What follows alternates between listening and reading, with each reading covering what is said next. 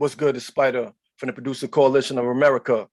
And this is Buddah, also from the Producers Coalition of America and representing Creative Arts USA. And you're checking out the Producers Podcast. With Krazy Drayz from EFX.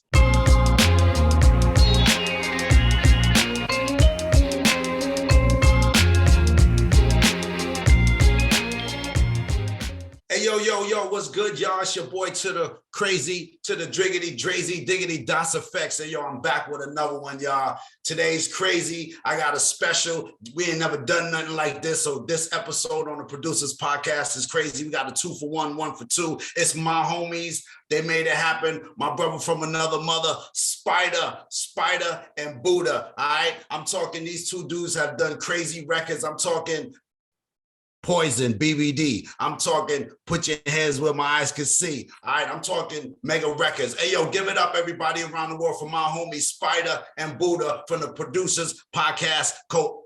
You already know. Yo, what's good? What's good, fellas? What's good? Yeah, I totally got caught up in the Producers Coalition of America. I was like, the Producers Pod. No, it's the Producers got a whole new Coalition. We got to form that later. You already know. What's good, y'all? What's good? Thanks for joining the podcast, man. I appreciate it.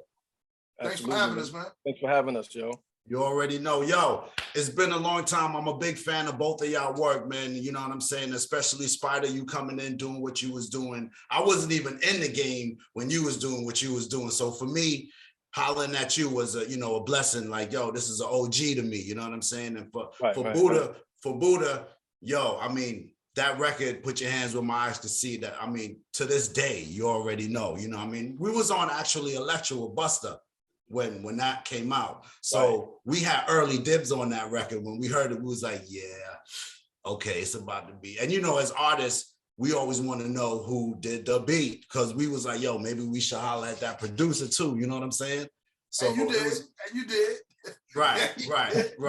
You already know. So, it's just 1 and 1 to make 2. You know what I'm saying? So let me take it back for the world who don't even know y'all. Let's take it back. Let's jump it off with Spyda. All right. So for those who don't know, Spider-Man and Freeze in full effect. You know what I'm saying? Joints like that, BBD, you know what I'm saying? Poison, one of the biggest records. I've had the pleasure of doing shows with these dudes and watching them tear the house down. So let me just back it up from that, because Color Me Bad, I think I don't know where I was. I think I still was in college when that came out, because I was like 91. Yeah. Right? Yeah, 91. So let me just jump into it. Spyda, you and Freeze, what's the connection there? Me and Freeze, we grew up together in East New York, actually. Actually, I lived on the 7th floor. He lived on the 8th floor. So we kind of connected from, living in East New York. So that was the kind of connection. We both was he was doing he was kind of like rapping, singing or whatever, and I was DJing at the time and doing the beatbox actually. So that's how we kind of from the East, basically. That was our connection. Okay. And was he the lead of like getting into the production? Because I see a lot of freeze, and it was hard finding Spyda because is it Spyda man? Is it Spider man? So what was the link between y'all like that in the production tip? When we first started, like I said, I was DJing, doing the beatbox and stuff, and then we started producing together. Freeze was doing like this. We both would start doing this, like back in the days. You had the tape, the tape mixing and stuff, because we didn't have equipment at the time.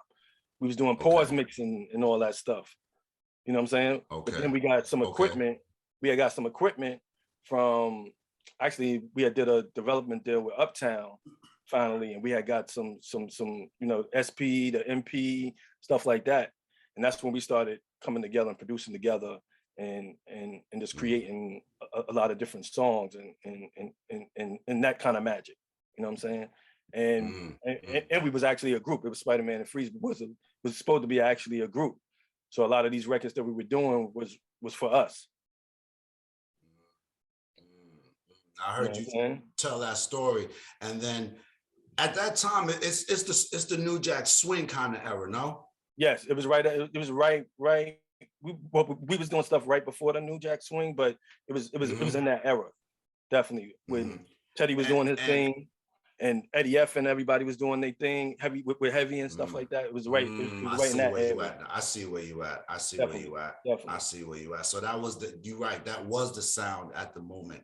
Yes. And then I've heard you say, so somehow or another that track got to, and I'm talking about, I jumped ahead, but I'm talking about the BBD track. It got to them somehow because that was supposed to be for you guys. Well, if the song was for us, right. But what happened was we was dealing with Uptown. Rest in peace to Andre Harrell, absolutely. Because that's what we did the development deal with, was with Uptown Records. Andre and Dice and Jimmy Love and all of them were giving us a chance to, you know, do stuff. So we did a development deal with Uptown at the time. And that's when, you know, we got the equipment. So the record actually, Poison, Jimmy Love and them wanted it for I'll Be Sure at the time, you know what I'm saying? But I was like, he was doing this thing, I was already out there rocking. So the record didn't happen with him. So that's how an Effect Mode album? Yeah, from like the first album. He was already kind of in there with the single rocking, you know what I'm saying? Like they just dropped the single at that time. Yeah. So is it a thing where the track is floating around the label and then someone? Yeah, it was just floating around at Uptown pretty much. Yeah. You know? Yeah. So then you get the call like, yo, BBD want to use the joint. And we got a call. Basically, my cousin Cheryl Butler and Tara from the Girls, which Tara was I'll Be Sure background singer. Tara and Cheryl was, you know, best friends or whatever. They had hit us and was like, yo, the guys from BBD is doing a solo thing and they need a record. And my cousin had the record. And that's how she got it over to Tara to give it over to Hiram. And then Hiram played it for the guys. And from there it was history. What state is the track in when they hear it? Does it have Poison? Does it have all the bells and whistles already? Yeah. It had everything in it. Everything. Everything was raps. Right, it's a rap after G-rap. That, but G-rap, right. I mean, when y'all are making it in the crib, do you know is it gonna be a banger? Do you have the rhymes on that already? Is there anything, or is it just another throwaway track? The only thing that wasn't on there was the rhymes, actually. Everything else was done. And I think Michael Bivins had got with Dougie D to you know, create the rhyme portion of it. But the whole song was done. Freeze sung the song, the backgrounds, everything. So that was already done. I threw in the G-rap thing and to give it the other flavor, and the rest was history. What does Freeze sing? What part was he singing? Oh, Freeze wrote the song, so he sung everything. Okay, so slow up. So you guys make the track, right? And but it's for you guys to rhyme on, though. Well, it was for him to sing, and I probably would have did the rhyme at that time, but we didn't do we just had the song with him singing it to give to, you know, anybody else. But when we first did it, we was like, all right, it was gonna be, because we were starting to work on our album at the time too. But then Freeze was like, he didn't really want to let that one go. You know what I'm saying? I was like, nah, let's let this record go, because, you know, we had probably like at least 20 or 30 other records at the time. So I was like, nah, we need to let, you know, just let this one go, because this might be the one that the world need to hear, you know? Smart, right? Yeah. And of course, when the world heard it, it was crazy. Yo, was you what was the session like? Was you freaking out when you heard them say Spider-Man and Freeze are full of prep? Yeah. Yo, I'm out of here. I'm out of here. We was actually out in LA. We was out in LA at the studio out in LA. And when we laying it, and Ron, you know, we was all vibing. The vibe was good. Everybody was over. Then Ron and them, and you know, we had a good vibe, good session with them, and you know, good, you know, demeanor with everybody. So when Ron and them said that, we was like, all right. And then we was like, and that was good for us too, because we was always saying our names and different things on the records and and actually doing ad libs and stuff on the records already. You know what I'm saying? So I guess he felt the vibe that we gave off on some other stuff we played him. He was like, "Yo, I'm gonna say our producers' names on this." Yo, for me, I mean, Poison is like our Day One effects. You know what I'm saying? Yes, so for me, it's like I can't even state to you without you already knowing how huge that record was. You know what I'm saying? Because and at the time, I'm not knowing Day One effects is gonna be big like that. You know, so I just and I just say that to say, yo, we're just coming out of college. We don't know nothing is about to happen. You know what I'm saying? So similar to BBD, I looked at it like, whoa, I mean, these dudes just left New Edition. Yo, nobody's checking for this. You know what I'm saying? Nobody's even checking for this. And so to come with a new sound like Das did, you know what I'm saying? It was very, to me, similar, like, yo, these dudes kind of changed the sound of R&B, you know what I'm saying? And I'm sure you went through the same thing, which you could probably speak to, is did a lot of producers now start emulating that sound? And did it piss you off? Oh, yeah. At the time, there was a lot of people started grabbing that sound. I know Dallas had did a lot of stuff too, kind of with that sound right after that. Dallas did it, but you know, it's all good. Even I think to this day, I think Bruno Mars kind of snatched something from it too. Yeah, Bruno, DJ right? Khaled. Yeah, but and Khaled. Yeah, with that joint he did with Rihanna. Was it Wild Thoughts? No, that's shit. But my bad. That's my record. I'm sorry. Yeah, that's your record. You wow for that, Buddha. You wow. Yo, Spyda. So at the time, hip hop and R&B weren't really doing that. You know what I'm saying? They weren't even really. No. So for that to happen was a crazy moment in music. You know what I'm saying? What was the biggest thing that happened to you guys after that? After that record jumped off? After that jumped off? Yeah. Getting with Gary Harris. Rest in peace to Gary Harris. Getting with him and doing the New Jack City soundtrack. But I Want to Sex You Up. So let me segue into that. The I Want to Sex You Up, craziest record. These dudes out of nowhere, some white dudes, and then boom, the record is out of here. Can you walk me through how did that set up now? How did that come about? You already had the track. Did you meet them? Did you have to make it? Yeah, we had the track. We had the track done. Probably, what was that? We had the track done, and then we had a meeting with Gary Harris, and Gary was like, "Yo, I'm doing this New Jack City soundtrack. I need some records." And when Gary heard I Want to Sex You Up, he was blown away. He was like, "Yo, I gotta have this record. I gotta have this record on the soundtrack." He was like, "I got some guys from, I think they was from Oklahoma City or something." He's like this pop group. It's it's a white guy, it's a black guy in the group. He was like, "Yo, this is gonna be the next thing." You know, Gary hyped everything up, all the real big, always. You know what I'm saying? Yeah. But Gary knew his music, so we was like, definitely. He was like, he was like, "Yo, this soundtrack's gonna be big. You got Ice-T and everybody in it." So we was like, "Let's do it." Let's do it. And then you just cooked up some heat, went in there. How was it working with those? We actually had it. It was good. The session was good. Them guys were real professional. They I'm not sure if they had been in the studio. Before we got to them, I'm not 100% sure, but we had a good session, and Brian, one of the lead singers, he was real dope in the studio. Real dope. As far as writing the record, was Freeze writing that too? Yeah. Oh, Freeze wrote all the records. Whoa, that is crazy.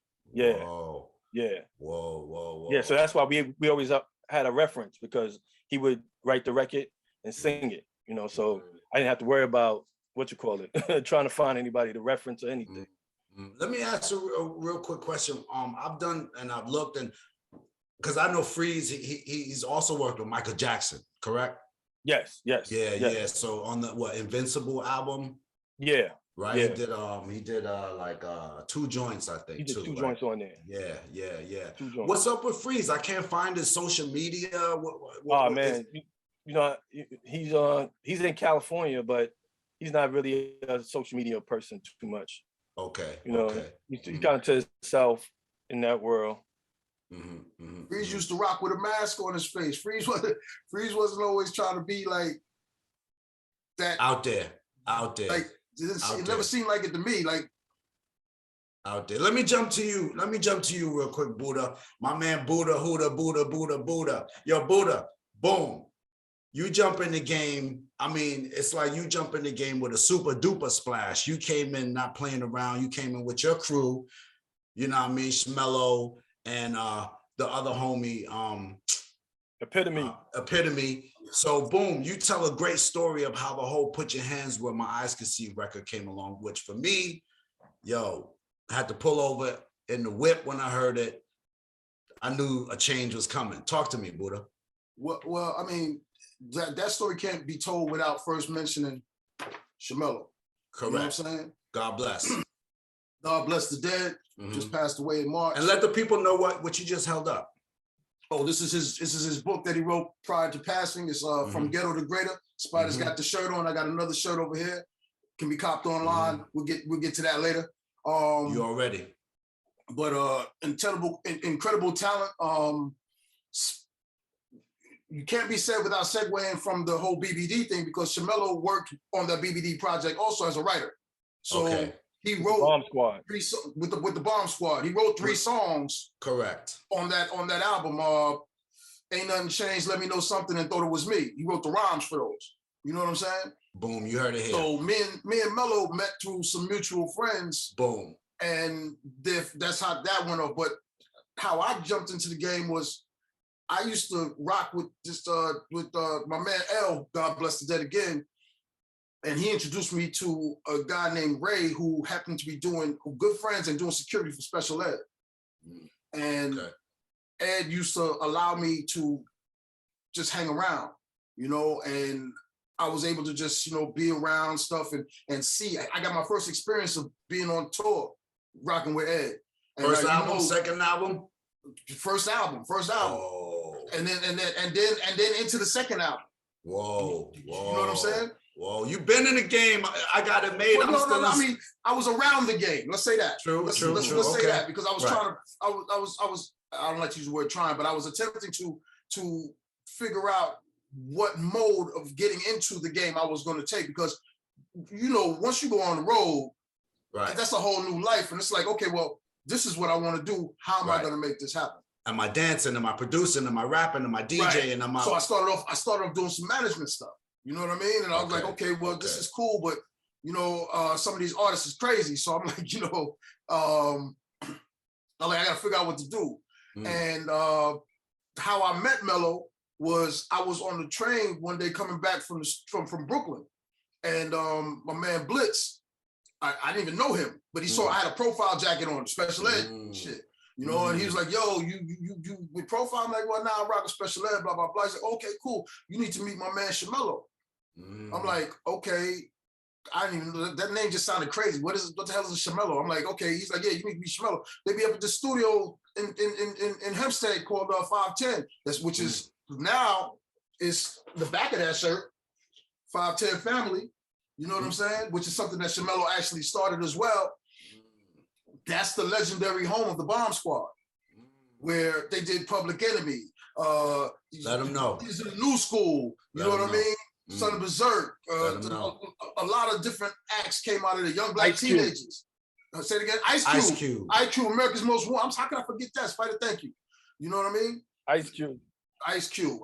When Ice Cube left NWA, that's where he came. Changed my life. Changed my life. Exactly. Well, you changed my life too. just so you know. Just so you know, because it's a full circle. Yeah, because I'll get into that in a second though. But so I met Mello and we just started rocking together, like rocking hard, like just you know, just figuring out what's going on. And Mello was trying to make the transition from writer to producer. so Mello had bought a bunch of equipment. He bought an S950. He bought a SP1200. He bought, you know, a bunch of equipment, and he had it down in his mom's basement, which we used to go hang out in every day. We'd be there, you know, drinking 40s and smoking cigarettes and just hanging out. You know what I mean? Yeah. And Mello allowed me to do the same thing Ed allowed me to do, to sit around and watch. So I was watching him learn. Watching somebody learn is there's a lot to be said for that, because you get to see them make mistakes that you know, okay, well, that was a mistake, I can't make that one. And you get to see the do's and the don'ts and the not knowing, you know? Right. And I was able to see all of that.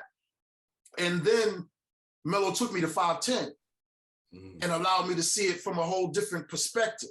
And I actually recorded my first song, first at 510 at a studio owned by my man Paul Shabazz, who God bless his dead, not God bless his dead, who he actually, God thank you, because he's in a hospital right now. You know, say a prayer for his family. He had a brain bleed, and he's recovering. You know, this is something that just happened over this week. But I recorded my first song in his studio. You know, and it's just crazy how all of this, man. If you're not taking care of yourself, take care of yourself. Right. You know, stress is something else, man, and it's a silent killer. You know. You already know. So Mello had me doing things that he used to have me doing things that I didn't even know I could possibly do. Like I didn't know I could record no song. Like he was like, yo, you come to the studio. I got this song called it's an abortion record I want to do called Abortion. And what do they think about abortion? And he's like, yeah, I'm gonna record it. I'm like, all right, cool. We go, you record it. I get there. He's like, yeah, you gonna record it. I'm like, what you mean I'm gonna record it? I don't know nothing about none of this stuff. He's like, nah, you just press this and you press that. And he really didn't even know either, but he just knew how to start and stop and that type of stuff. So, and this is back analog. So there was like a lot of little things that we was doing wrong, but right. You know? You a musical engineer without even knowing it yet. Without even knowing it. Right. So, so he got me into that, and I really didn't take it that serious until later on. He introduced me to Spyda, you know, and we just started rocking together. Just all of us was just rocking together. I would go out to Free's crib, and you know they was working on a bunch of different groups, and I'll just sit back and just watching and learning. And you know, our crib, me and Mello, eventually at one point we ended up moving in together in a crib in Queens. Okay. In Bricktown, 173rd Street. Okay. And what's crazy is that whole area was like South Jamaica was like, you know, you got 50 Cent grandmas living not down the street, Cadillac Ty living around the corner. You got Mike Geronimo on the other block right over there, you know, and none of us knew that none of us was there.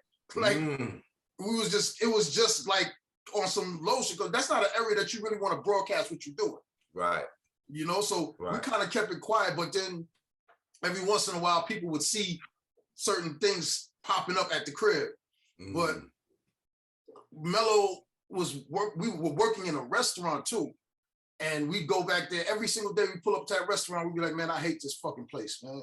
I hate this place. I hate this place. It's a movie, as I say, go for it, go. Yeah, we like, I hate this place, man, every single day. And Mello would be like, yo, there's no other option. This has to work. We have to make this work. We have to make it work.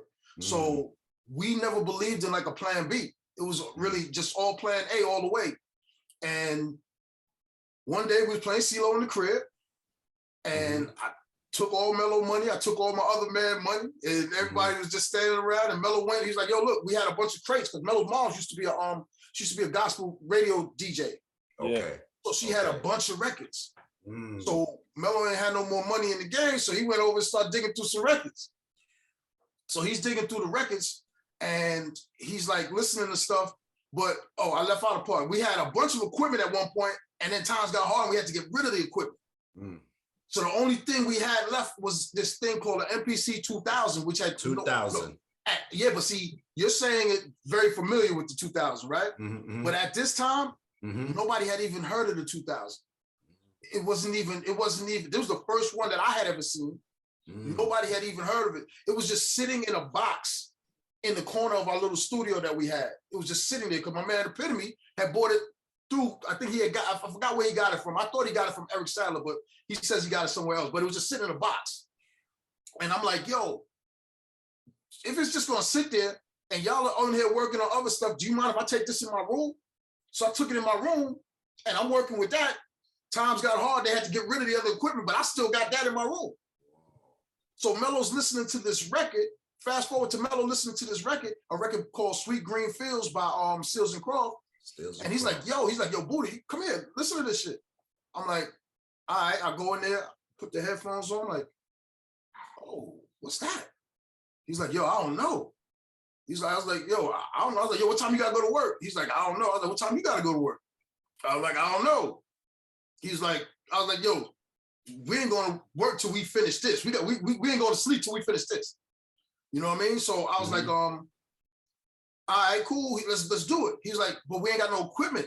I was like, yo, I got the 2000 in my room.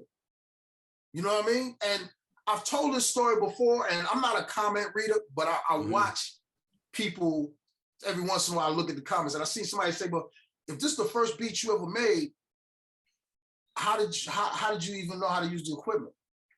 But what happened was, like I said, when I asked him if I could borrow to take the thing in my room, I stayed in my room for like months. You learned it. Playing with it. You learned it. You know what I mean? Yeah, so you learned it. So what I ask people all the time, I said, do you know the definition of success? The definition of success is when preparation and opportunity meet. Yes. You know? So when the opportunity came, when Mello was like, yo, let's do this, I was prepared as far as understanding the concepts of that. You know what I mean? Because that machine was just like having the S950 and the SP12 together in one package, you know? So we went in there, and that beat literally took us maybe 2 hours to make, maybe 2 hours.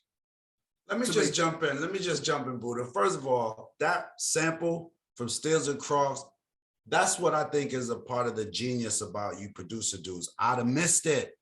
It comes on and it's not even, you know, the same what we know it as. It's just real, like a matter of fact to me. Pete Rock told me the same thing. I seen him at Rock Kim's release party. He was like, yo, I had that record for years. And I didn't know what to do with it. Me and Mello looked at each other and we looked back at him. We was like, thank you. Like, you know what I mean? Thank you for not knowing, because if you would have known, we wouldn't be where that record spawned a lot for us. What'd y'all add to it? What'd y'all add to the sample? Well, we added drums. We added another sample that's underneath there.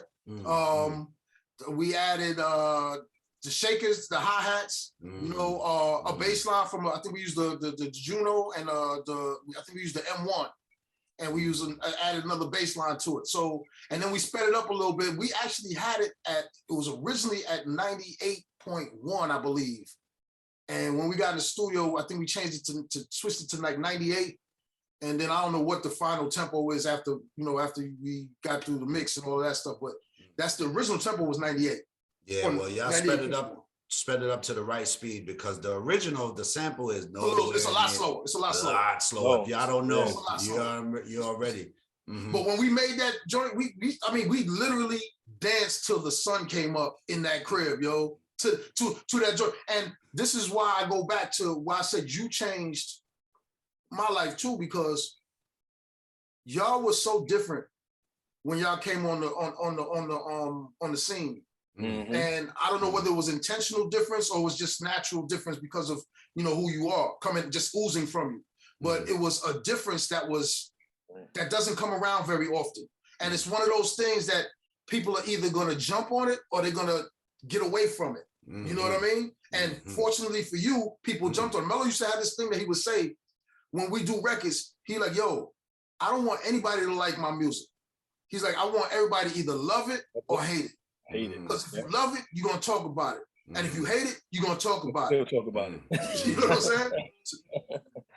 I'm saying? How many times you find yourself listening to that song in your car that you can't stand, but next thing you know, you're singing the words. It happens. You know what I mean? Okay. So that was the thing. He always wanted to either love it or hate it. And it was always about being different. So I heard you ask Spyda, and I hope I'm not jumping ahead in your questions. No, go ahead.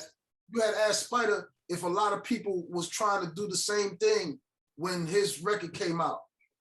That's what made me, that's why I jumped in with the Khaled thing, because I was thinking about how that happened to us. And just as people just wanted, the labels just wanted that. Every label we went to, we want that, we want that. And Mello was very, very stern on the fact that we did that already. We want to be creative and we want to do different things. That's why that other company that I named in the beginning, Creative Arts, part of the reason why I have that name for that company is because of Mello. Mello always spawned me to be very creative. Don't just stick into the same zone. Don't just stay in the same place. We went from doing that record to having people ask us for that record over and over and over again. Right. And to us, which might have been a smart thing to do money-wise, but from an artistic standpoint, that wasn't what we wanted to do. And really, to be completely honest with you, we wasn't even worried about money at the time when we did that record. We made that record for us. We was just having fun making the beat. You know what I mean?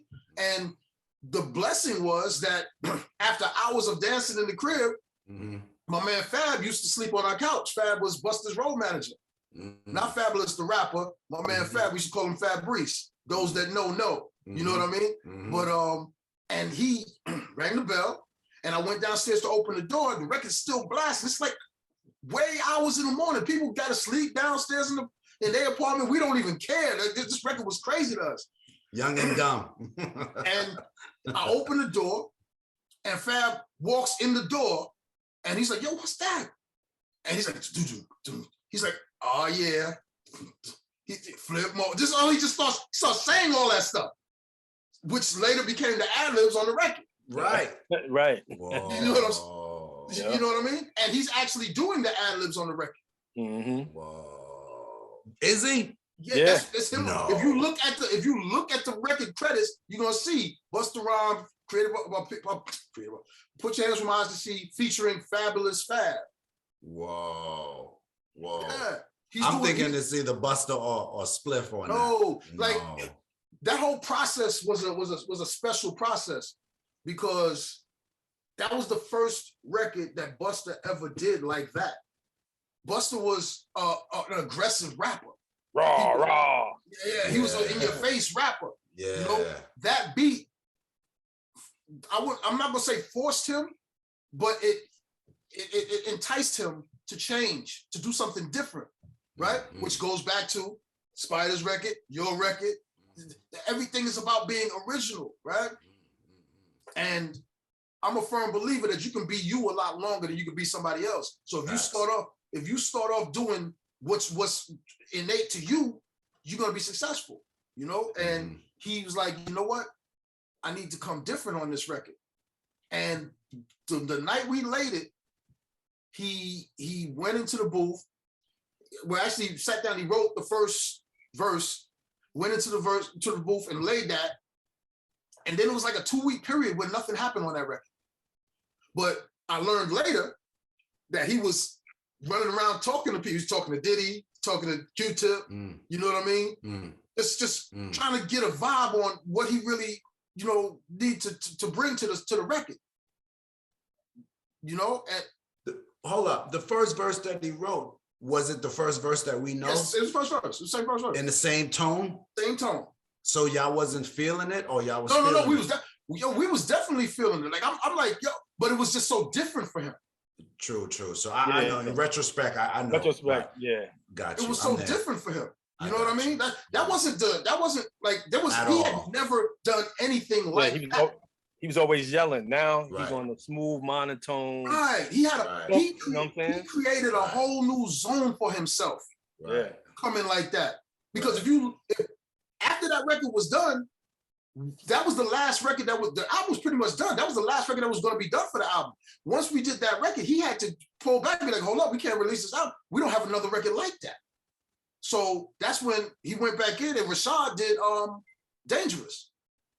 Rashad's Ringo did Dangerous for Tumbling Dice, Rashad. You know what I mean? I worked with him. We worked with him. Yeah. Right. And Dangerous was, if you remember back in the days, remember E.T. Remember E.T.? That was that record. You know what I mean? And you know, Bus and the people that surrounded Bus always had a way of bringing that nostalgia into their records.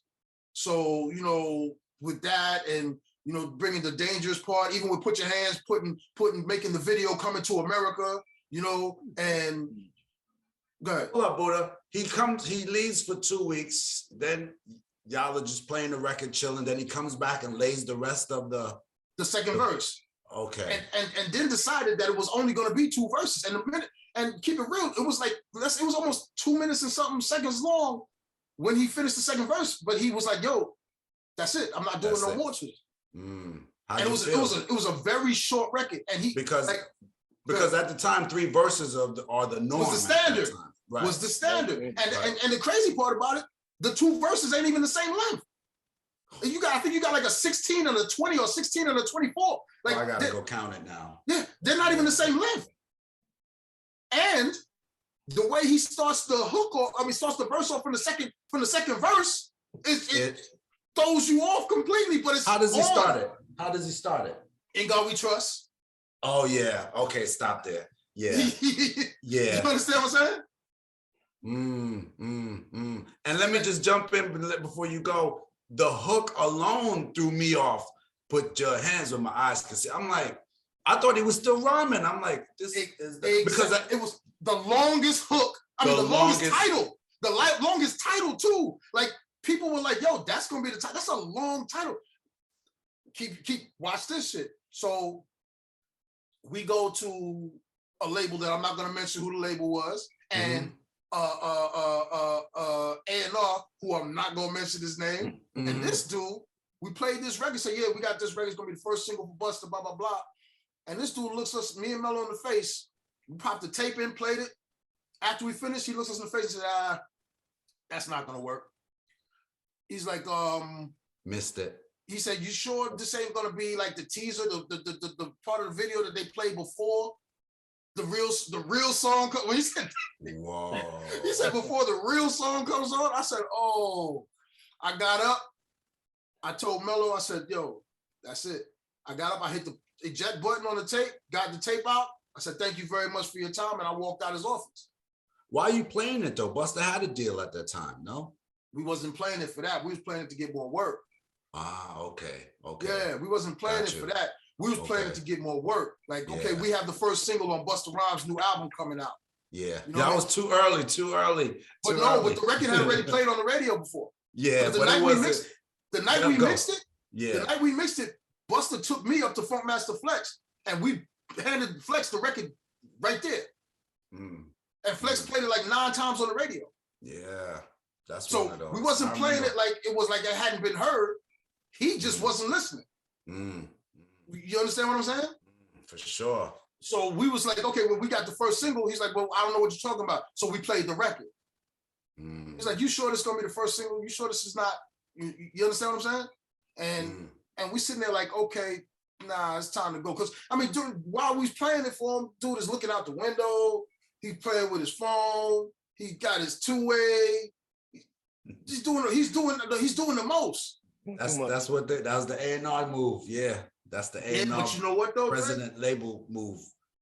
That was one of the biggest lessons that I ever learned, because after that, we had another artist that we were working on as a team. We had formed a coalition. Me, Spyda, partner, friend, lover, Joe Naughty, Chucky Madness, Mello, DR. Period. You know what I mean? And we formed a coalition, and we was working on this artist called PD Pablo. Stop. And what makes y'all want to form? Because I wanted to get into that. Buddah, you a great interviewer. You interviewee. You taking me there. What makes y'all? Who is Shmello the nucleus? What makes y'all want to form the coalition? I would definitely. I'm sorry, Spyda. You want to speak? Because I've been talking. Yeah. Talk to me, Spyda. What makes y'all want to form the coalition? Well, we would always going around. We figured like we all take all the same meetings, all this and all that, but then we figured that it'd be stronger because me and Fran was working together. We had a whole nother company working together. Then Buddah and Mello had Prophecy Entertainment. I had Masked Men, me and Fran. And then DR come. Rock Boy. DR had Rock Boy. Joe Naughty had, his joint. OG. And Chuck was just moving around through character. Right. He used to rock with the characters. Charles Farrar and Troy Taylor. Troy now does Trey songs, and Charles has this new thing that's coming up that's about to blow people out the water. But anyway, go ahead, Spyda. Right. So then we was like, we all would run around, do things, and we was already playing each other beats in the meeting to, you know what I'm saying? So we was like, yo, just form one thing and just move hard, you know what I'm saying? So that's how that came about. That's smart too. And everybody had their powerful, like area of expertise. Each one of us had the different things that, if my weakness was something, Buddah would be like, nah, I got this. You know what I'm saying? So that's how we was like, yo, let's just form that. Did y'all have a central place where y'all met and where the magic would happen? Well, what we do is we all had spots. So we would go from place to place from time to time. Like, sometimes we meet at my crib, sometimes we meet at Naughty Studio in Queens, in Queens over there also. Sometimes we go to Brooklyn, sit with DR, you know what I mean? Yep. It really depended on what the move was. And how do you now, for instance, let's say when Puff had Hitman, right? He would get the job and then come back and then say, yo, whoever gives me the best remix, you got the gig. You know what I'm saying? How did it work? How does it work with the coalition? Do you guys go find a job and then you say amongst, yo, huddle up, whoever makes the best? How does it work with you guys? Well, I mean, that's one of the ways, one of the tactics. There'll be times where we'd actually all just do something and whichever one came out the best. We remember the time we was in LA, Spyda, my man Sean B set us up with a meeting with Jimmy Iovine. And we go in there and they have something that they wanted to do.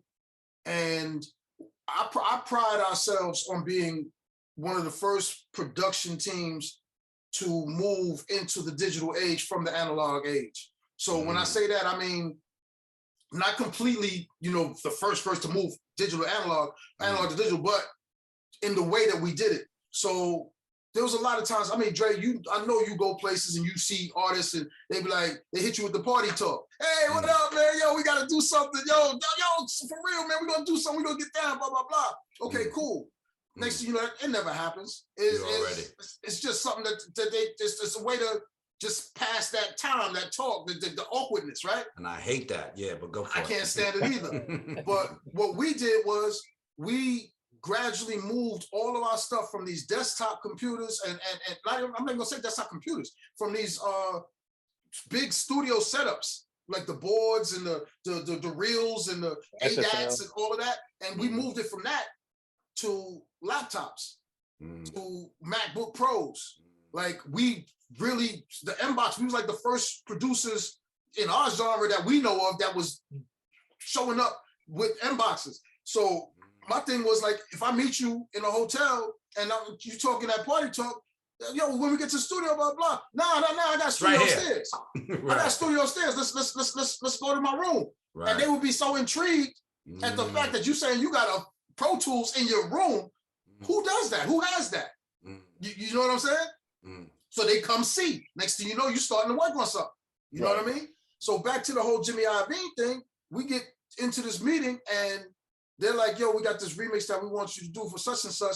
They go out to go get Jimmy. By the time they come back, you got 6 laptops sitting out with Mboxes working on the remix already. You know, it's a different format. And then, so now to jump over now back to PD Pablo, how does he come in the mix? Okay, so remember the same guy that I told you about, Fab, that is on the ad list for Put Your Hands? Fab was also, like I said, Busta's road manager. Fab is out on the road with Busta. You know, they're traveling the world. On their in their travels, they go through North Carolina and they meet this dude named PD Pablo. And Fab is like, okay, well, You know, he's wants to branch out and be able to do his own thing as well, you know, and he decides to manage Petey. So he brings Petey to us. And Petey had already had like a CD with like 17 records on it, but they was all right. But there was one record that stood out called the Anthem, and we loved that record. Like, I mean, even though the other songs were all right, they were better than all right when he was there, because Petey had charisma.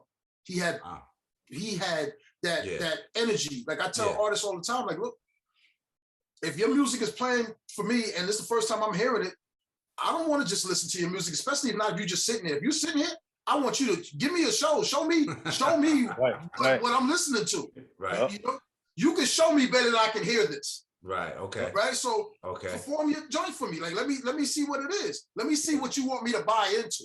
Right. I didn't have to tell Petey that. Yeah. You know, Petey was the type of artist that, like Spyda mentioned, him and Freeze back in the days with the pause tapes and all of that. Right. We would give Petey a snippet, like, and Petey had a well of music to pick from because he had the whole coalition, you know? So coming in, and he was the first artist that the coalition sat there and worked with under the coalition. Yeah. Right? So he would get beats to pick from, and we'd give him like a snippet. I'd give Petey like a 90-second snippet of a beat and be like, okay, tell me if you like it, whatever. By the morning, I'm like, okay, did you like it? Do you need me to make it longer, blah, blah, blah? Petey be like, no, I already made it longer. I took 2 tape decks and put it together and made it longer, blah, blah, blah. Petey be already ready to start working on a song. And I'm like, that's incredible. So we came up with Mello came up with a formula, right?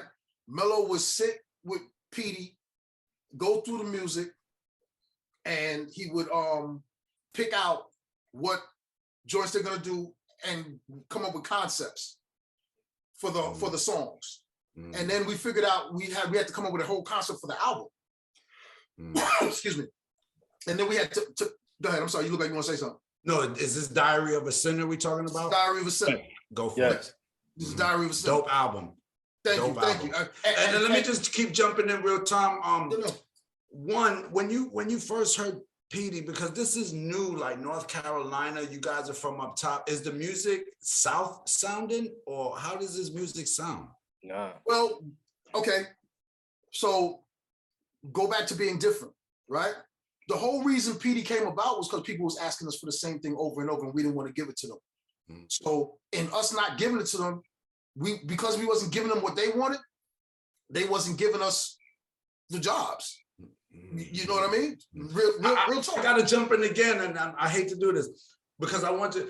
When Busta went on, right, and he did more songs that sounded similar because it fooled me. It sounded like he was still working with you guys, and other producers were giving him that sound. Did that piss you off that he was getting that? It didn't piss us off because, like I said, we had the opportunity to do the same stuff. Okay. Right? Okay. But we chose to be different. Okay. Now, in retrospect, should we have done some of the same stuff? Probably. To make that money. I can respect that because same thing with us with the Iggity. They wanted us to kill it, and that's why we came back for a certain time and didn't do it. Right, exactly. Because as true artists, you are creative and you're creating all the time. Exactly. And what's you don't be typecast. You don't be put in a box. And what's new to them now is old to you because you've been right. Okay, right. Petey, go. Oh, Petey came about because, like I said, these people wanted us to do the same thing over and over. We wasn't giving it to them, therefore they wasn't giving us the work. So we was like, okay, well, you know what? Instead of chasing you down to give songs with your artists, we're gonna bring our own artists. Because our artist is gonna accept the music. Right? So we had the ability to get a hungry artist that would accept the songs, that the music that we were giving them, and then we could actually work with and mold him, and he mold us into the machine that we needed to be. So we worked with Petey for over a year, you know? And when it came time to do to finally let it go, because Petey originally was gonna be part of Flip Mode. We was gonna run Petey through Flip Mode. Sounds about right. You know? That sounds about right. And how did he end up at Jive then? Well, what happened was Petey started getting antsy. You know what I mean? As artists do. As artists do, right? Okay, go. Started getting antsy. So we was like, okay, me and Mello looked at each other. We talked to Spyda, talked to Fred, talked to everybody. He was like, yo, we got to move on this before we lose it, right? Yeah. So Mello was like, yo, I'm gonna set up some meetings. And I'm like, I'm kind of still got that taste in my mouth from the meeting where old boy was just doing all this other stuff and all that. You know what I mean? So I look, man, I don't forget certain things. Yeah. You know, I forgive, but I don't forget. So, you know, I'm sitting there like, Mello, I don't know if we need to go to these people's office and do none of this stuff, man. I don't think we need to do that. So he called my man Tabari up at Jive. And the same time Mello was calling Tabari, Petey was out running around with Black Rob. He met Black Rob in a bathroom and was rapping with him in a bathroom. And Dave Lighty saw him. So Dave Lighty saw that. Dave Lighty was an A&R up at Jive. Mello spoke to Tabari, who was also an A&R up at Jive. And he had Tabari like, yo, come to the office and come check it out. Now, I'm like, I'm not going up to your office. I told Mello, tell him we're not going to the office. He's like, what you mean? This is what we did all this for. I said, tell him we're not going to the office. He was like, so what we gonna do? I said, we did all of this shit here. Everybody that comes through here loves this shit here. They love the way it sounds. They love the vibe. The whole energy is here. This nigga needs to come here. That's dope. I like that. Bring him to your environment. Yeah. So he out of the office, you know what I'm saying? Right. Yeah. So of course he gave us the traditional resistance. I ain't coming out there. Come. I was like, yo, come on, man. You got a car service to take you to work. You be in the club popping bottles with using the card. I said, dude, put it down as a meeting. Get in the car, come down, stay on the clock, do the meeting. He came. After we played him the first record, he was like, yo, I'm sold. We proceeded to play him a bunch more stuff. And he was like, yo, I'm sold. I'm really, really sold. And so he went back to Jive and tells Jive, yo, I got this artist. Now Dave goes back to Jive and tells Jive, yo, I got this artist. They both talking about the same dude. Same person. They don't even know it. They don't even know it from two different angles. Now Dave fell in love with Petey from Petey's energy in the bathroom rapping with Black Rob. Tabari fell in love with Petey from hearing records. And we had over 70 records done on this dude. And back then, it was, you do a demo, so you're doing 6-7 songs. You don't have to do 70 records. But we was like, hungry, young. We was like, yo, we're gonna work. We're gonna work, and we're gonna have enough so that what we can do is we can actually select the best records to make a classic album. You know? And we was listening to the album, we were like, well, this album don't really sound like nothing that's out there. And I was a little hesitant with that. Mello was like, that's exactly why we're doing it. Because it's different. And in retrospect, I look back on it and I'm like, he has never done another album like that. And I don't hear a lot of that from a lot of people. And it wasn't about the sounding like this song that's on the radio or sounding like that song on the radio. It was about his diary. It was about the diary of a sinner and telling the stories that he went through. So the key is to bring people into your environment and into your world. And that's what Mello was in. He was he definitely wanted to make that happen. Yeah, he was insistent. That's the word I was looking for. He was insistent on making that happen from that angle. And, you know, we all bought into it. We all drank the Kool-Aid, Drake. We all drank the Kool-Aid. So you ended up on Diary of the Sinner, because then he brings in, and this is the Raise Up album, Take Your Shirt Off, like a helicopter.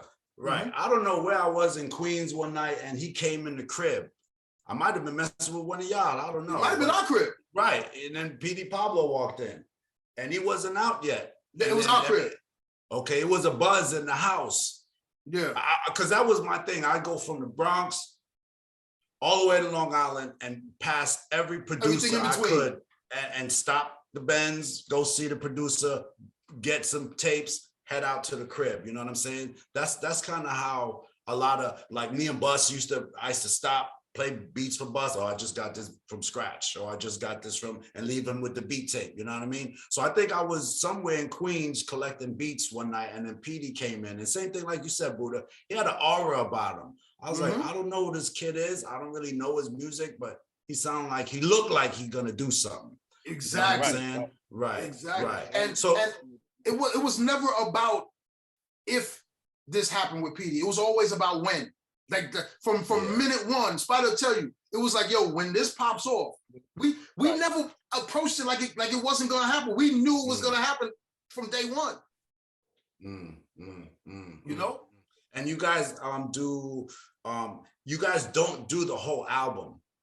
You do. We executive produced the album. Executive produced, because you did about we executive produced that whole album. Okay. So, but we as a team, we did 8 songs on the album. Okay, right. Okay. But we as a team, we executive produced the album.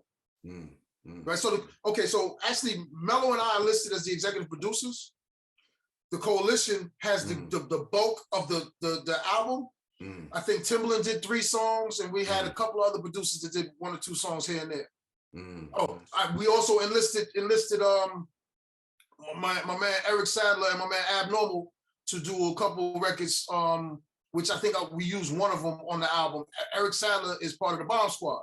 Yeah, you know? yeah. So it was that was a personal thing for me, because I wanted to reach back, and you know, it was kind of a thank you for allowing me to be in on these sessions that I didn't have no business being in on. Thank you for allowing me to come in and not saying, hey, little nigga, what are you doing here? Like, what, you know what I mean? Like, not which they could have, because those dudes, if people don't know the Bomb Squad, those are legends in the game. If there was a face with producers, they got to be etched in there somewhere. You know what I mean? Because yeah, those dudes were definitely, they influenced Solid Scheme, who did our joints. I mean, it's like the Bible. You got to open up and you got to turn to the Bomb Squad page. You understand? Yes, exactly. You know? Yeah, you know. Spyda, what are you doing in that mix right then at the time when PD's in there? Are you in the mix with them? Like, you know, I hate this guy, I'm not sure about it. What's your feeling? I love PD from day one, because his energy, like PD be in the house, he'd be writing. PD would jump on the couch and start going crazy. And that's what we love. He's like, yo, this guy got it. You know, he definitely has it. So we was just all in. We was like, no, let's get this rocking. And anywhere me, Mello, or Buddah had to be, we would move around and definitely make it happen. There was from day one, I knew PD was gonna rock out. There was no trepidation, no hesitation about he's not from New York. Nah. See, and that was the thing, Dre. When we were figuring out the concept, remember I said Mello sat with him trying to figure out concepts, right? When we were figuring out the concepts, what we did was we thought about, okay, well, what is unique about him that nobody else is doing? And we thought, okay, well, he's from North Carolina. We're like, okay, well, then we sat there and we said, okay, well, who's from North Carolina? We came up with a few artists that are from North Carolina, but then we was like, well, who's repping North Carolina? Nobody. And nobody was repping North Carolina. So we was like, you know what? We're gonna rep the hell out of North Carolina. He had his first record, the record that he already brought to the table was called the Anthem. And it was a crazy record. Tell mama whip up the best meal she ever done. Company coming over, make them feel welcome to this down south comfort. Cornbread and molasses, macaroni, cheese and carrot, roast beef, iced taters and carrots, corn on the cob, black eyed peas, fried chicken and lima beans, seasoned with that fatback meat. Feel me? You know what I'm saying? So yeah, I'm drooling now just listening to that. It just got me hungry. You know what I'm saying? You saying it like he just did it yesterday. I'm like, yo, listen, that's the first record I ever heard from him, and it's etched in my brain. You understand what I'm saying? So, and it was that type of a feeling that it brought out. And to this day, if I speak to E40 is like, yo, that's the single y'all should have put out. E40 always said that. He always said that. He was like, yo, that single. But we did. PD, we piggybacked. Jive piggyback PD on Mystikal's album. If you look at Tarantula with Shake Your Ass and all of that, if you play to the end of the album and let the album just keep playing, there's 3 records from PD Pablo on the end of that album. That's bonus secret tracks. That's how we brought PD to the world. On the piggyback of a multi-platinum album. What's going on after the PD album drop now, and it's out there? Are y'all feeling like I told you so? And what's going on now? Well, I mean, we knew what it was going to be. Mm-hmm. We knew that first of all, we knew once Timbaland came into play, things was going to change a little bit. Okay. Right. Mm-hmm. And we knew that, you know, PD and us, our relationship was always a great relationship, it was always a good relationship. It's better now, but it's always a good relationship. But, you know, when you take any artist or any person that doesn't have something, like you go to jail, you don't have X amount of access to women for a long time. When you get out, you're going to find the baddest women and you're going to try to do all of the things that you want to do while you're in it. So he dreamed of being in music the whole time he was in jail. You know, he gets out and we got PD fresh out of jail, fresh home from jail. We got PD. Whoa. And he now is having an opportunity, spends the first year working towards an album. Then he's sitting with Timbaland. He's in hotel rooms rapping with Mystical all night. You know what I'm saying? He's doing all of these things. And I want to believe that he got, you know, pulled a little bit. And it happens. I'm sorry? It happens. Go. Yeah. Mm-hmm. And Mello and I was always like, you know, we're not in this business to hold nobody. You know, like, I'm not going to sit there and tell you, hey, man, you with us, you can't go over there. Because Mello always said, you know, what God has for us is for us. And we're going to rock like that. So that wasn't the first time that because PD was an artist that when we took him to Jive, PD went from the A&R's office to the vice president of the company in the same day. He was only the third person to ever do that. The second person to do that was a group that we took up there prior to that. And they went up there, but then they flaked out. So that never happened. The first person to do it was Britney Spears. You understand? Okay. I thought you was gonna say us because we was gonna be signed to Jive too, and they did not want us to leave the building when we got up in there. Did they take you up to Peter's office? Not Peter. My memory office? Of course, Barry. On the first day? Yo, it could have been, bro. And I'm not saying it was, but all I know is when Jive put their hand in the bid, it was on. So yeah, at the time, Sophia Chang was their A&R, so she wanted to sign this super. And that's a great thing what you just said, because what you did was you created a buzz that allowed for multiple people to bid on you. Oh yeah, it was crazy. Right? And that's what we were looking to do with PD. Once he started getting a little antsy, we was like, all right, we gotta create a bid. Right? Yep. So Jive came to the crib. Dino from Universal. Dino DeVoe came to the crib. And Dino passed. Dino passed at first. Dino was like, I like him, but I just signed this Cash Money thing, and I don't know, you know, two South artists, you know, I don't know how that's gonna work, and blah blah blah. And I was like, no problem, Dino. I thank you for coming. You know, I didn't have to beg Dino to come. Dino came. So I was like, thank you for coming. But then a week later, Dino called me back and he's like, yo, whatever they offer you, we give you 100,000 more. Wow. And I was shocked, because I guess he figured that, you know, I guess he listened to the stuff and realized that PD and Cash Money is two different things. There was two totally different things. It wasn't like, they might have been from the South, both of them from the South, but it was two totally different monsters, you know? And then Elektra started to think, because I remember originally PD was going to be part of Flip Mode. That's what we were grooming him for. Right. Originally, that was the whole plan. We was like, okay, boom, we're going to deliver him as part of Flip Mode. Right. You know? And that was, PD was 2001. And, actually, PD was 99. It didn't come out till 2001. And then I want to jump back to Spyda real quick. Spyda, am I wrong when I see the whole BBD New Edition connection in 97? I think it was 97 or 98. You did the remix to Hit Me Off, one of their remixes to Hit Me Off? Yeah, I did the remix. Me and my boy Dave. And Shaq is on. Yeah, we put Shaq on there. Because Shaq, Shaq loved New Edition. So Shaq, when we was actually working with Shaq on his album, You Can't Stop the Rain at the time. And I was like, yo, I came to Shaq. I was like, yo, Shaq, I got this remix I'm about to do with New Edition. He's like, yo, let me kick the verse, man. Let me get on there. You know what I'm saying? Yeah. He was ready. I was like, all right, let's do it. So yeah, the Hit Me Off remix, man. We killed that. And you said you had already you had a relationship with Shaq. Yeah, my Still do. my manager, my manager Frank Edwards hooked up with him. Frank and Hassan Paul hooked up with Shaq, and we was like, yo, so we started doing tracks for him as well. Me, my man Dave Ack, and Peter Guns and Lord Tariq. That's how I met Peter and them too, because my boy Hassan had brought them around to write to help Shaq write some stuff too. So that was kind of like the whole connection. And you guys did, and then y'all did, and y'all worked with Lord Tariq and them on Make It Rain. And Peter Guns. And Peter, right, on the Make It Rain album. We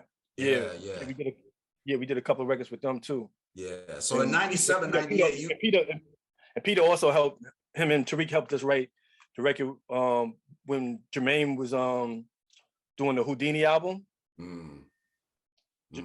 Jermaine, we actually had Peter and Lord Tariq write the rhymes for Ecstasy and Jaleel as well.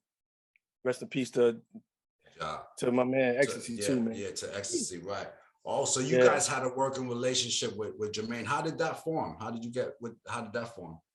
Well, me and Jermaine, we always kind of, he was doing Crisscross, and I was over here with BBD and them too. And then me and Jermaine always been cool.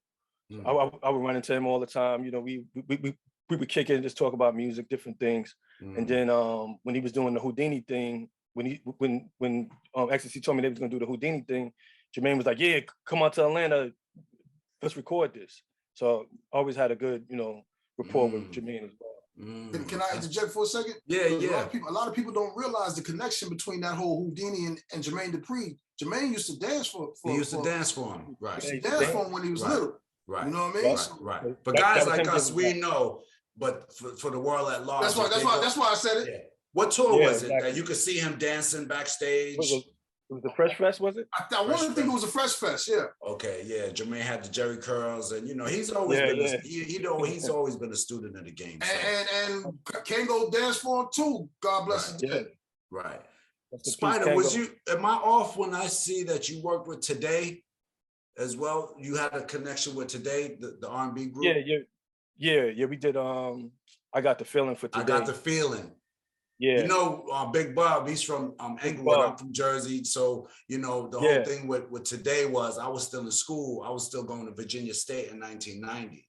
And they were, for me, an inspiration because I seen them around the way. They're from, we around right. The same You way. run into them, right. Yeah. So, and I would see them from afar because I was a little younger than them. So I was a little shorty watching the older dudes, you know what I mean? Yeah, so just to see them, I was like, oh, shoot, it is possible. Super cool. Yeah, I love Today, That me same too. crib that do you want him or me? Come on, man. That same crib that you came to in Queens, like we used to call it the Underground Railroad, right, Spidey? Because like mad people will come through there. Like Bob came through there. We worked on a joint with Bob in there too. Like when I tell you, mad people, Guns, Tariq, Slick Rick, Mike Geronimo, Laws of the Underground, in the Underground Railroad. Buckshot. It was crazy, man. We probably came through there. I just told you can't. Come on, man. No. So I want some of that. No. But tell me, I got that googly goo. You know what I'm saying? On that Gigi. No, but you were saying probably. So what happened when I came through? We did a bunch of records, man. You lie. We did a bunch of records. Look, Mello was on my case for the longest to find those records. I got them somewhere. We did like 3 or 4 records. You got DOS Effects records? I got about 3 or 4 records that the world has never heard. Me, you, Mello, School. Yeah, we did like 3 records. Whoa. As a matter of fact, we did the records with you just before we did the records with Sporty Thieves. Just before Marlon died, before Brando died. Yeah. Whoa. Yeah. Whoa. Yeah, we had like what 3 records on them too, right? Yeah. Yep. Yep. Sporty Thieves, you taking me there. Sporty Yeah, Thieves. Yeah. Yo, the 90s, right? The 90s is crazy, man. The 90s going into the 2000s. Great ever. Yeah. We was all just, you know, people don't understand. And I guess it's like the young generation now, the younger and the ones that were before us. We was, like you said, Mike Geronimo was here, so-and-so was here. We was all just in passing, young 19, 20, 21, 22. And we was just all trying to figure it out together. You know what I'm saying? And anything that came along that was on the radar, like you guys were, I know I was like, I'm not going to let another day go by before I find out who these dudes are. You know what I'm saying? So I probably had the big black Benz outside bugging y'all for beats. Yo, Buddah, you got to find those songs, man. We got to premiere. Now, this is the extension of Mello now, because Mello was on my back to find them. I got them somewhere. They're probably in that closet right there. They probably in that closet right there. I got them a lot of stuff backed up on DATs stuff crazy. backed up, because I used to record, because you remember, I don't know if you remember, but I was recording y'all. I wasn't even using Pro Tools or I was recording y'all on a Roland VS 1680. Yeah, the 1680. Oh my God. Yeah. Whoa. What year are we talking? It's gotta be 99, 2000, somewhere around there. Yeah, gotta be. Whoa, somewhere that's around there. Crazy. That's crazy. And I want people to know too, Mello, he was like you said, he was a writer. A lot of people don't know. He was like a poet, man. The dude He was a poet. The dude this was is a book of poetry. Okay, the dude is dangerous, man. If I want people to go on. Right. Go ahead, Buddah. Go ahead, Spyda. What? No, I said that's his whole life in poetry. Basically, he tells you the whole story. Way down. Yo, y'all gotta go search this man on YouTube and wherever you catch your videos at, and punch in Chamello. He on stage doing some of the hardest poetry that I just thought he was talking at one point when I first got put onto him. When I'm watching him, I'm like, hold up, this dude is dropping poetry. I had to take it from the back because the way he does it is slick. You know what I'm saying? He do it slick. Yep. Yeah. See, and the crazy part was he was actually in the process of creating a new genre. I'm not gonna mention the name because if we can get it off, we're gonna keep that for him and his legacy. But he was creating a new genre, and Mello's whole vibe was difference, daring to be different, always trying to be different, striving to be different. That was his whole energy, his whole vibe was to be different, you know, and he had no shame in the fact that people thought he was different. Like he actually was like, yeah, thank you. That's right, I'm different, you know? And so like, we were blessed to have had him for the time that we had him. And we're even more blessed to be able to share stories about him to people that don't know about him. And for those who don't know, Mello passed away back in March. So, you know, we lost a dope producer similar to my man Chris from Solid Scheme, you know what I'm saying? So a lot of people don't know these guys did great records and passed way before their time and was gonna go on, and we're gonna go on to do great things, you know what I'm saying? So this is kind of what Peace of New York for providing me with this beautiful sweatshirt that I'm wearing today. Put your hands on my eyes to see Busta Rhymes. I appreciate it very much. My homegirl Jackie over there, she put it together for me. You already. Yo, one of the albums I want to talk, because y'all work with Mello worked with you Sticky Fingers on this Kirk album. Yeah. Talk to me about this. To me, this is one of the greatest albums that was ever made. Talk to me. All right, so we used to work at the cutting room a lot. Okay. Right? And I believe I'm trying to figure out if that's where we met Stick or what. But we met Sticky Fingers, and me and this dude hit it off like we was brothers from I don't know, man. We hit it off like it wasn't even about music. And I remember wanting to get into the game, watching Onyx on TV on their videos, like, yo, this dude is phenomenal. And then when we met each other, we admired each other's work, But for the first month, I said we just sat around playing Madden and shit, like Tecmo Bowl. and smoking. Right. You know what I'm saying? Right. Mad jokes. We had mad jokes. Mad jokes. You know what I'm saying? And we just vibed. And he's another beneficiary of the coalition, because when it came down to him being able to when he came to us, there was a plethora of beats for him to select from. You know, and he was able to say, okay, yeah, I want to do that one, I want to do that one, I want to do that one. But he had no deal. He was just going to go do a solo deal. So he had absolutely no deal. He was just like, you know, but from his history, you know, it was like, okay, this is Sticky Fingers, much like yourself. This is Dre from Das EFX, in school from Das EFX. We'd be foolish not to want to work with y'all. Right. You know what I mean? Just off of the history itself, off the respect from the history. You know, the least I can do is do some work with you, you know, and with Stick, it was like, yo, we're gonna do some stuff. So we just started recording. We did a lot of records. And then Sticky disappeared. he just disappeared off the face of the planet for a minute. But I wasn't really worried because I knew we had a great relationship. And then one day I got a phone call and he's like, yo, what up? And, you know, in that raspy voice and shit. And he's like, yo, I finally inked my deal with Universal, with Dino, same Dino that turned PD down, but then came back around. I inked my deal with Universal, and I want to use some of those joints. Like, you know, I'm in the studio, come see me. So I go to the studio, and he pulls me in a room. He goes, yo, I want to say thank you, and I want to appreciate the fact that you know, he said, I know you was probably thinking, you know, oh, this dude just came, used our stuff and just jetted off. I was like, nah, I didn't think nothing of it, but go ahead. And he was like, I just wanted you to know that I was always my plan to come back and rock with you.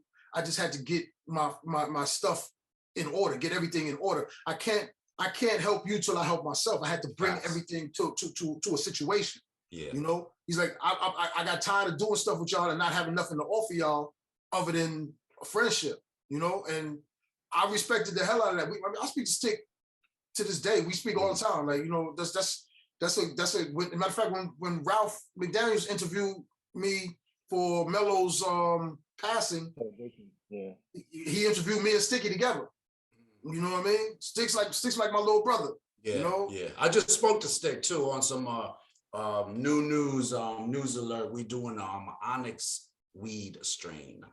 So, you know, I'm in with the weed thing that I'm doing on the side with the Das EFX googly goo with my own little thing. So me and them got a little thing going on. So yeah, you know, we've toured a lot. Yeah, of course. Yeah, so it only made sense, you know. Of course. Blown it down many times. So, and the album you're talking about is the Trash, the autobiography. Black Trash, the autobiography. That album, of Kurt Jones. That's a classic album. Tell them, Buddha. Tell them, because if people have not heard. Tell them. That was the thing with Sticky, you know, and that was another reason why we gelled with him, because by that time Mello had pushed up so much of this being different and bringing something to the table that's unique into my veins. He shot me up with that like heroin so much that's all I was thinking, and that's all Sticky was thinking, and that's all Mello was thinking. So now everybody's thinking the same way. And Sticky was like, yo, this has to be a movie. He's always been into making movies. You know that, Dre? Yes. How was the writing session on that? Tell me, because he's writing a movie on that album. How was that, man? He had a layout for how he wanted to put this thing together. Okay. And we really did not see the whole big picture. Okay. We just saw the points in the picture. I see. Okay. Only to find out how they worked together when he put together the final, yeah. It came together. So we was privy to hear the whole thing before it was released, and to see the vibe and the way that he took all those pieces of the puzzle and put them together and wove them together with this fine golden thread, platinum thread. You know what I mean? That's probably one of the most underrated albums ever. It is. Ever. The guy's a genius for doing it like that, man. Mm-hmm. And the whole. I don't think nobody done it. I don't even know another album that did it like that. Right. It's an opera. It's a hip opera for real. Right. 100%. It's a hip opera. Like I couldn't do it. I mean, We I would want to do it, but I couldn't do it. You know, it's too much. That's it was too much. It's a lot of thought. Stick gave me the honor of being able to be the producer of one of the songs that has his little brother on it, X1, who passed away. You know, Right. And you know, I know that song meant a lot to him, and the fact that he allowed us to produce that particular record, it means a lot to me. You know, it's a testament to the bond that we have. You know, he's a very, very smart guy. He's got a lot of things going on, but he's very grounded at the same time. But don't tell him I said that, because his tag gonna get like you already know. You already know. Yeah. So scratch all that. You already know. So before I jump into, I want to jump into one more artist that's on here, which is Mobb Deep with the Murder Music Jump Off. Yeah. Yeah. Talk to me. Talk to me. All right. So when we that beat actually that beat actually spent about 6 months with Busta Rhymes first. No way. Yeah. No way. And we talking about the album is Murder Music. The album is Murder Music, yes, sir. Yes, sir. Okay. Okay.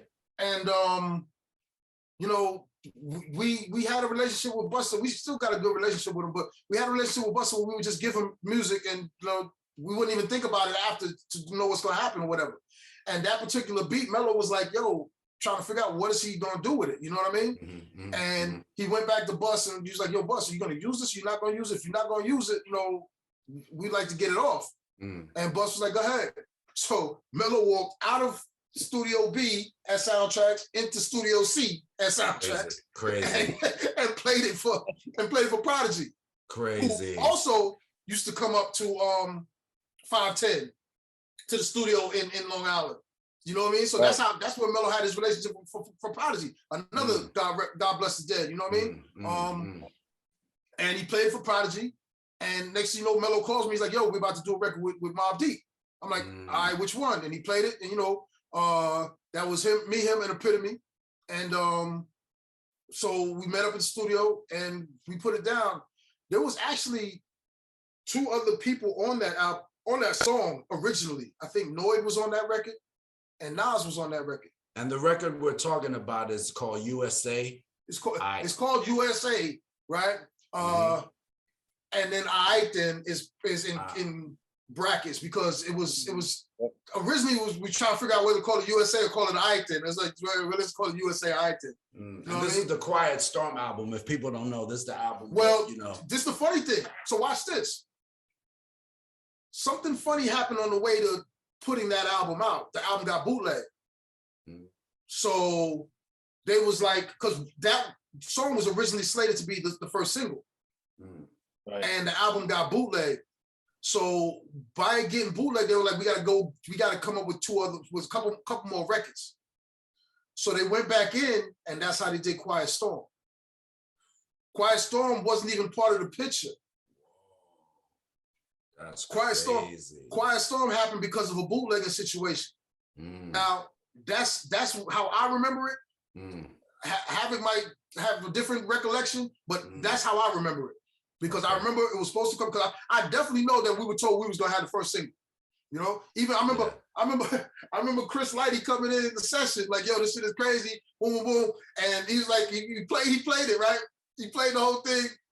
And he was like, yeah, it sounds all right, but it needs something. And then he went over to the machine and he turned it up 1/10 of a BPM.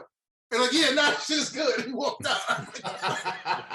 I was like, oh shit. I was like, all right, cool. Production credits. Hey, look, man, another God bless the dead, man. You know oh, I mean? That's crazy. That's crazy. Like, you know, like, we've been blessed to be around. I mean, I know you have too, Dre, to be around some of the greatest talents in hip hop history. And just to be able to say that you shared space with the same oxygen and the same equipment, and you know, with these people, and to be able to call them peers or mentors or anything of that sort is a blessing. So I want to just be known that we're very thankful us, and I think I can speak for the whole coalition when I say that. We're very thankful to have the period that we've had in this, you know, to have the time that we've had in this and the abilities that we've learned from it, you know, so it's taught me a lot. You want to piggyback on that, Spyda? Definitely. You know, with we had so many, like, I've been around so many different producers, artists. Like, I've been around Pete Rock, Eddie F, Ronnie Jerkins, Jermaine, like we said, Puff as well. Puff then came to my crib and just studied too, you know what I'm saying? He studied what me and Freeze was doing as well with, you know, with the track masters, you know, just with everybody, with all producers, and just soaking up all the knowledge, and, you know, we all doing this thing. So it's just a great vibe and great thing for the world, you know what I'm saying, to getting things rocking.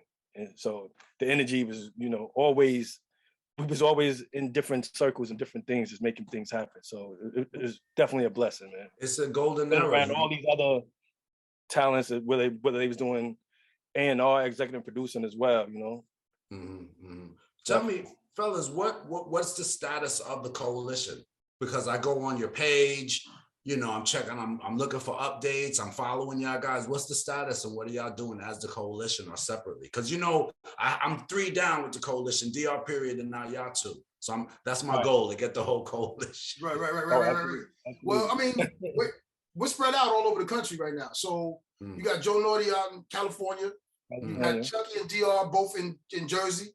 Spyda in Brooklyn, which we trying to get Spyda out of Brooklyn, but, you know, I'm just keep saying Spyda's in Brooklyn. And myself and Fran Lover, we are here in Atlanta. And we all have our own things that we're doing, but every once in a while we come together and form Voltron when with the right situation, you know? With the right project. Right. So the projects come together, we form Voltron to do what we need to do. And it's about being smart. Like, it's not just about doing anything. And in the meantime, in between time, what we're doing is we're rebranding ourselves and learning other things. Like, I'm a full-blown photographer now. Like, I mean, like, I do photography, videography, web design, graphics. I'm actually working on a website for a museum right now. Is this Creative Arts USA we're talking about? Yes, sir. Yes, sir. Okay, so because I wanted to jump on that too, but go ahead, go for it. So you've created something called Creative Arts USA, which is it's a multimedia company. It allows me to showcase all the different things that I do, because, you know, I started off mixing records and mastering records and doing production and stuff like that. And I was like, okay, well, if I do all these other things, but if I start a website that's based on mixing, how do I incorporate those other things into that? I have to be able to do something that's gonna bring it all together, unless I gotta make 8 different websites, you know? So then I was like, well, what am I doing? I had to really sit down and analyze myself. I don't know if you can see that in the background. It says SWOT. I don't know if it's backwards for you, it's backwards for me, but it's SWOT. It's a SWOT analysis.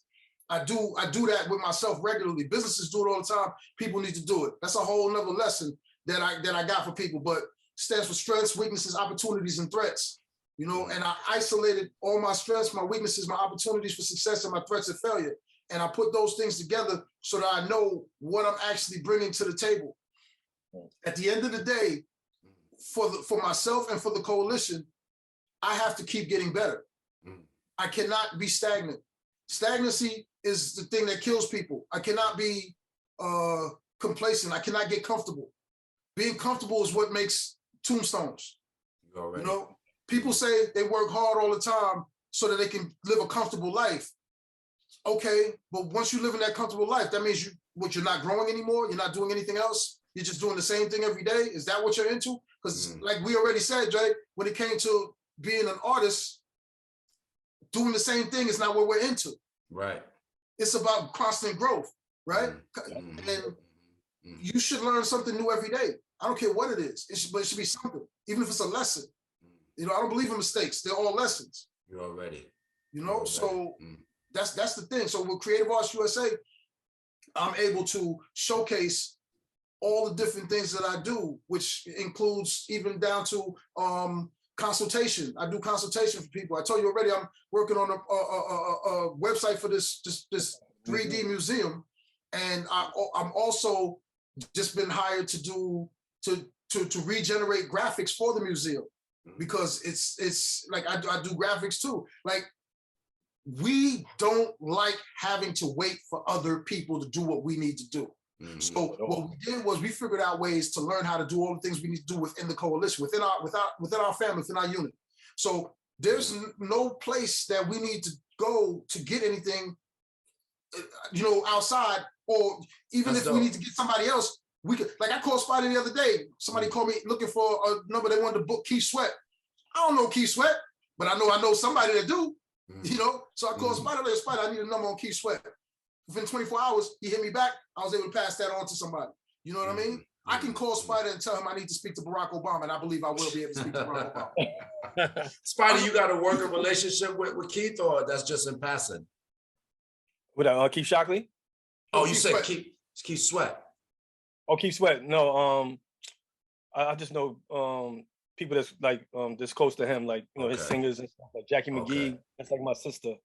Call Jackie. Hey, Jackie, I need to get in contact with this person, but that's it. You know how we got all the different resources. It's all about degrees of separation.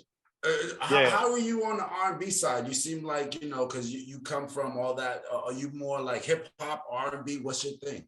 Or I'm pretty much I'm in between. I'm in between. I do hip hop and R&B stuff. So mostly I got hip hop joints, and then I got like R&B joints, and then but I like all music. I like all music. I like to flavor it however feeling needs to be. You know what I'm saying? Real quick before we wrap up, though, Spidey, what you working on?